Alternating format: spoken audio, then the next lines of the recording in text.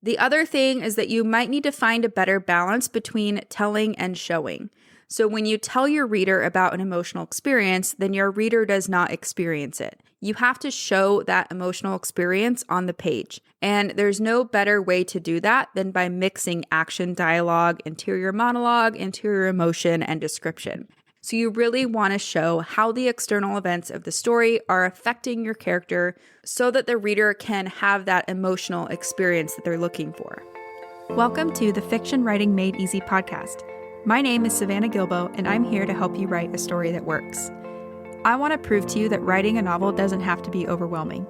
So each week, I'll bring you a brand new episode with simple, actionable, and step-by-step strategies that you can implement in your writing right away. So whether you're brand new to writing or more of a seasoned author looking to improve your craft, this podcast is for you.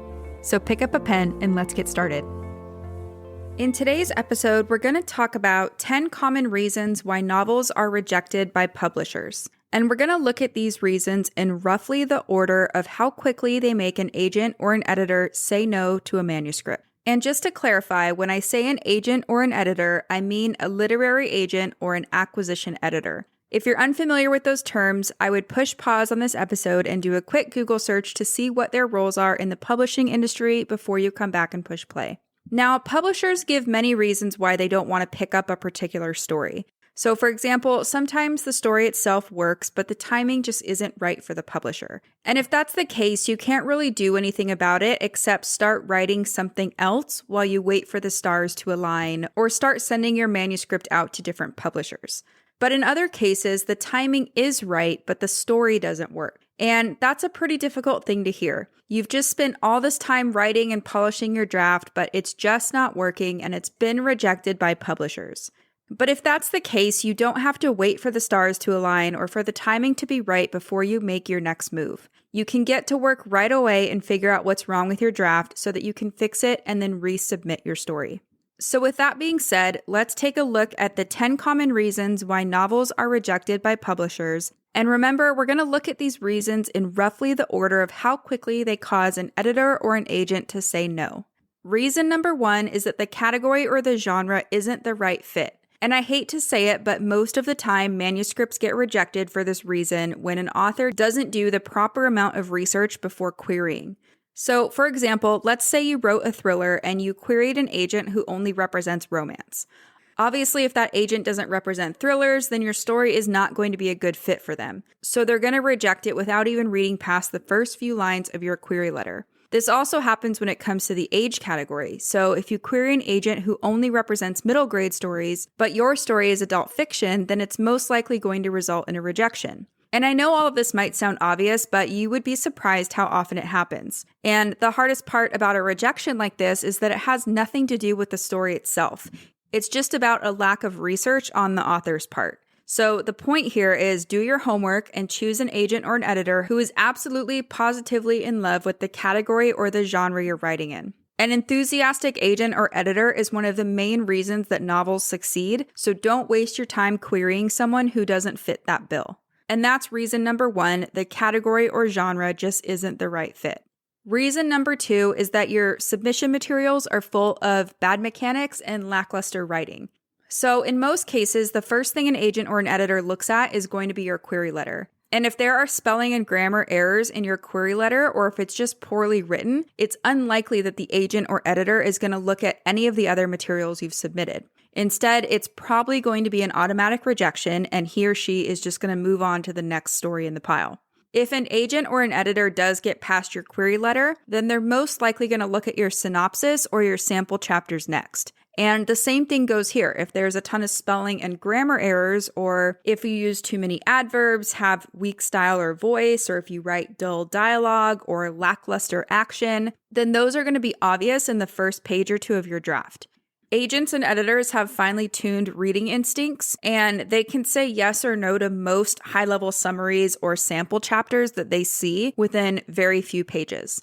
So the point here is that you want to polish your work as well as you can on your own, and then get a second opinion before you send it out to agents or editors. And this is one reason why many writers choose to work with a literary agent, because a good agent can help you make sure that your work is up to snuff before sending it out to publishers. Now, of course, before sending your work to an agent, it's always best to get your work critiqued by a strong writing partner or a beta reader or a freelance editor. So that's reason number 2, is that the story is full of bad mechanics and maybe even some lackluster writing. Reason number 3 is that the author doesn't know who their target audience is. So sometimes I see query letters that say something like this. They say, this story will appeal to men, women, and children of all ages and of all interests. And usually writers put something like this in their query letter because A, they hope it will be true, or B, they think it makes their story sound more universal and appealing to a wider range of people. But in most cases, it's not true that your story will appeal to everyone, and it's not really realistic to expect it to. You still need to have a target audience in mind or an ideal type of reader who your book is just perfect for. And if you need help figuring out who that person is or who your target audience is, go back and check out episode number 4 of this podcast that's all about how to identify your story's ideal reader. And I will link to that episode in the show notes for easy reference. Now, the example I like to use here is the Harry Potter series by J.K. Rowling. Those books were originally intended for middle grade readers who like fantasy. However, because they're so amazing, they do appeal to a large audience across all age groups. Now, of course, I can't say I know J.K. Rowling's process, but I would bet that she didn't go into a publisher saying her book would appeal to men, women, and children of all ages and of all interests. It's probably pretty likely that she had a very specific audience in mind or a specific type of reader who would enjoy her books the most. So anyway, we have to bring it back to the reality of what publishers are in business to do. They're in business to sell books. And as much as we wish it were true, their job is not to make us happy or to print copies of books that they can't sell. So if you can show them that you know what kind of reader you're targeting with your story and that you've done the work to craft a story for that audience, then they're going to have an easier time understanding where your book fits in the marketplace and what kind of readers it would appeal to. And because of that, you're going to have a better chance of forming a partnership with said agent or editor. So that's reason number 3, the author doesn't know who their target audience is.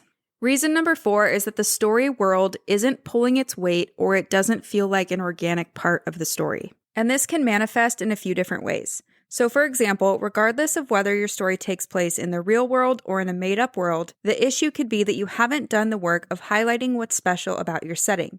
To fix this, you'd want to go back through your draft and focus on showing readers what's special about your world through the eyes of your point of view character. Specifically, you'd want to focus on the elements that trigger an emotional response in your character or any elements that are different and new. If you don't know what's special about your world or what's worth showing readers, that could mean that you need to do a bit more research or a bit more world building. That way, you can fall in love with certain parts of your story world and then communicate those special parts on a scene-by-scene basis to readers. In either scenario, whether you're world building or not, you'll also want to keep an eye on having too much description or not enough description. It's a fine line to walk for sure, and if you're having trouble finding the balance, you can enlist the help of a strong critique partner or a professional editor. And that's reason number 4, the story world isn't pulling its weight or it's just not cohesive enough with the rest of the story. Reason number 5 is that the high-level story summaries are weak. When you submit your manuscript to an agent or an editor, you're usually going to be sending your query letter, your synopsis, and a set of pages. In the query letter, you're going to include a brief summary of what your story is about. And the synopsis is going to be a longer summary of what your story is about, but it's still not going to be very long. It's going to be like 1 to 2 pages at most. And what I want you to think about here is that every great story can be reduced to a short summary that describes what the book is about and that piques readers' interest. So agents and editors are always looking to these high-level summaries, both in the query letter and in your synopsis, to see if A, it's a story they'd be interested in, and B, if you've successfully boiled down your large manuscript into a strong yet concise summary. And the reason for this is because if you have a good logline or a good synopsis, then it's more likely that the manuscript you're submitting works. And not only that, but it helps an agent or an editor see the selling potential of your story too. If you have a strong logline and a strong synopsis, it's going to be easier for them to sell your story to whoever is next in the selling chain. If you have a weak logline or a weak synopsis, it's going to require more work on their part. So what can you do about this if this is your problem? Well, in the show notes, I'm going to link to an article on my website that's all about writing these type of high-level summaries. So you can go through those exercises and then have a writing buddy or a critique partner or even an editor give you some feedback. There's also some book coaches out there who specifically work on helping authors get their pitching packages ready, which includes stuff like working on a query letter and a synopsis and things like that. So depending on the kind of help you need, that's always an option too. And that's reason number 5, the high-level story summaries are weak.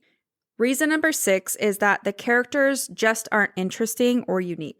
So the quickest way to pique an agent or an editor's interest is to have a unique and compelling main character. If you get any kind of indication from an agent or an editor that your characters aren't interesting or that they didn't connect to your characters, then you can do a few things to fix this.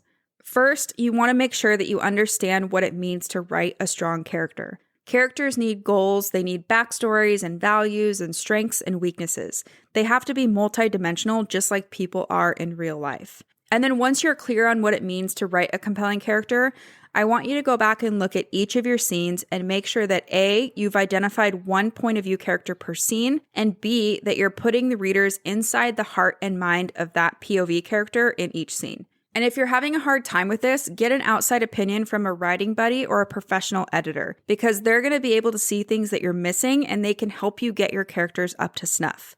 You can also go back and check out episode number 7 and episode number 10 of this podcast that are all about crafting compelling and memorable characters. I will link to both of those episodes in the show notes too. So that's reason number 6, the characters just aren't interesting or unique. Reason number 7 is that the author lacks a strong voice. And if you're hearing that your voice isn't strong enough yet, then I want you to be slightly encouraged.